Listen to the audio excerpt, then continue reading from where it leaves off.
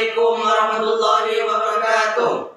Perkenalkan, nama saya Said. Saya dari kelas 3 Madrasah Muallimin Muallimat Nasatul Tullab. Perkenalkan, nama saya Zubairi. Saya dari kelas 3 Madrasah Muallimin Muallimat Nasatul Tullab. Perkenalkan, nama saya Rifki. Saya dari kelas 3 Madrasah Muallimin Muallimat Nasatul Tullab. Kami akan mempresentasikan sejarah kemajuan dan kemunduran dinasti Bani Abbasiyah. Kemajuan dan kemunduran Bani Abbasiyah. Kemajuan dinasti Bani Abbasiyah. Dinasti Abbasiyah tidak hanya sebagai pergantian kepemimpinan. Lebih dari itu telah mengubah menoreh wajah dunia Islam dalam refleksi kegiatan ilmiah. Pengembangan ilmu pengetahuan pada Bani Abbas merupakan iklim pengembangan wawasan dan disiplin keilmuan. Ini bisa kita lihat dari upaya Khalifah Harun al-Rashid dan putranya Al-Ma'mun ketika mendirikan sebuah akademi pertama dilengkapi pusat peneropongan binatang, perpustakaan terbesar, dan dilengkapi pula dengan lembaga untuk penerjemahan. A. Lembaga dan kegiatan ilmu pengetahuan, muktab atau kutub, dan masjid, yaitu lembaga pendidikan terendah, tempat anak-anak mengenal dasar-dasar bacaan, menghitung, dan menulis, serta anak remaja belajar dasar-dasar ilmu agama. Tingkat pendalaman, para pelajar yang ingin memperdalam ilmunya pergi keluar daerah atau ke masjid-masjid, bahkan ke rumah-rumah gurunya. Majlis atau salon kesusastraan membahas berbagai macam ilmu pengetahuan. Badiah merupakan dusun-dusun tempat tinggal orang Arab yang tetap memperhatikan keislaman dan kemurnian bahasa Arab. Rumah sakit untuk mendidik tenaga-tenaga yang berhubungan dengan perawatan dan pengobatan. Pada perkembangan selanjutnya, mulailah dibuka madrasah-madrasah yang dipelopori Nizam Mul 456 sampai 485 Hijriah.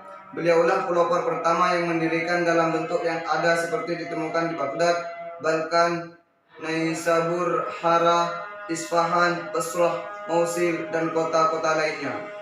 B.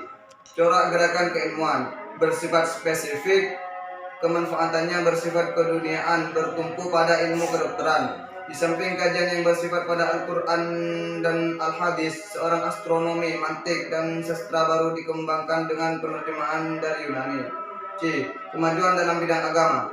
Ilmu dan metode tafsir mulai berkembang, terutama dua metode penafsiran, yaitu tafsir bi al-mansur dan tafsir bi al-ra'yi. Dalam bidang hadis, pada zaman ini mulai diklasifikasikan secara sistematis dan kronologis. Pengklasifikasian itu secara ketat dikualifikasikan sehingga kita kenal dengan klasifikasi hadis sahih, dhaif, dan maudhu. Bahkan ditemukan pula kritik sanad dan matan sehingga terlihat jarak dan takdil rawi yang meriwayatkan hadis tersebut.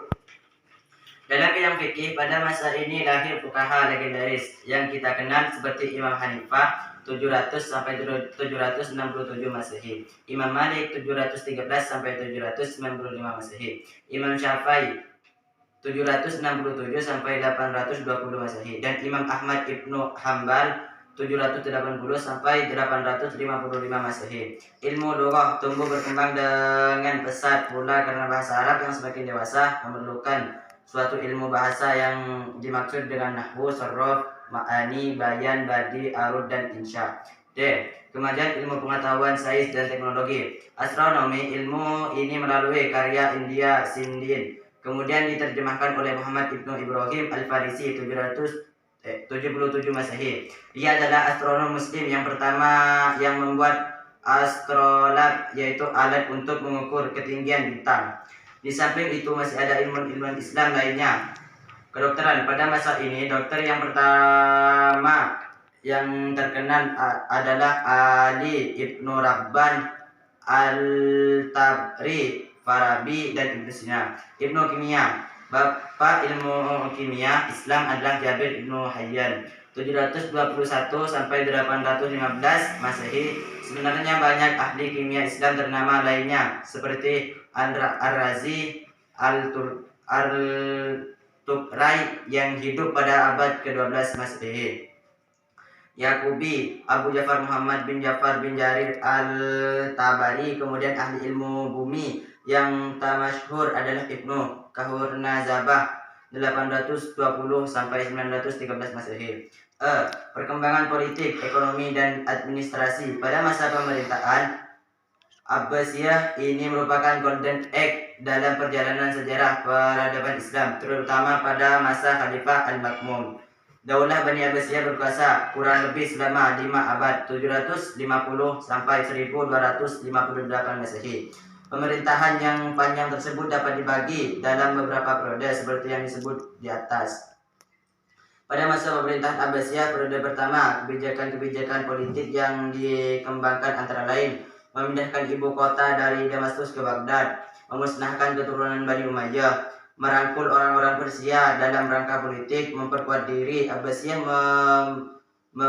memperluas dan kesempatan yang besar dalam kaum Muawali, menumpas pemberontak-pemberontakan, menghapus politik kasta. Adapun langkah-langkah lain yang diambil dalam program politiknya, diantaranya para khalifah tetap dari Arab, sementara para menteri, gubernur, panglima perang, dan pegawai lainnya banyak diangkat dari golongan Muawali. Kota Baghdad ditetapkan sebagai ibu kota negara dan menjadi pusat kegiatan politik, ekonomi, dan kebudayaan. Kebebasan berpikir dan pendapat mendapat porsi yang tinggi. Dalam masa permulaan pemerintah Abbasiyah, pertumbuhan ekonomi dapat dikatakan cukup stabil dan menunjukkan angka vertikal defisit negara penuh berlimpah-limpah. Khalifah Al-Mansur merupakan tokoh ekonomi Abbasiyah yang telah mampu meletakkan dasar-dasar yang kuat dalam bidang ekonomi dan keuangan negara. Di sektor pertanian, daerah-daerah pertanian diperluas di segenap wilayah negara. Bendungan-bendungan dan digali di kanal-kanal sehingga tidak ada daerah pertanian yang tidak terjangkau dengan irigasi. Di sektor perdagangan, kota Baghdad di samping sebagai kota politik, agama, dan kebudayaan juga merupakan kota perdagangan yang terbesar di dunia saat itu. Sedangkan kota Damaskus merupakan kota kedua Sungai Tigris dan Efrat, menjadi pelabuhan transmisi bagi kapal-kapal dagang dari berbagai penjuru dunia. Terjadinya kontak perdagangan tingkat internasional ini menjak Khalifah Al-Mansur.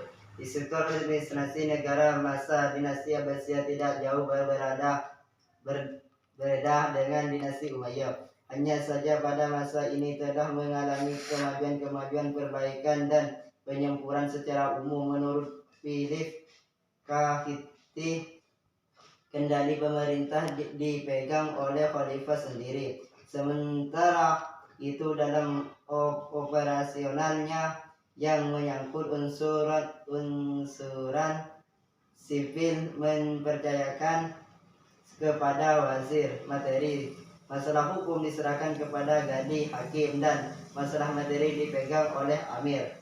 Kedua, kemunduran dinasti Abbasiyah. Penyebab kemunduran Bani Umayyah dikelompokkan menjadi dua faktor, inter dan ekster di antaranya.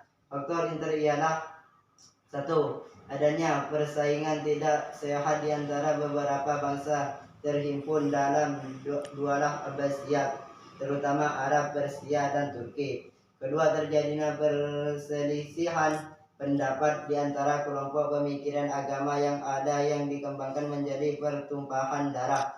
Ketiga, munculnya dinasti-dinasti kecil sebagai akibat perpecahan sosial yang berkepanjangan akhirnya. Empat, terjadinya kemerosohan tingkat perekonomian sebagai akibat dari bentrokan politik. Sedangkan faktor ekstrem ialah: satu, berlangsungnya perang salib yang berkepanjangan dalam beberapa golongan, dan yang paling menentukan adalah dua, sebuah pasukan Mongol dan Tatar yang dipimpin oleh Hulagu Khan yang berhasil menjarah semua pusat-pusat kekuasaan maupun pusat ilmu, yaitu perpustakaan di Baghdad.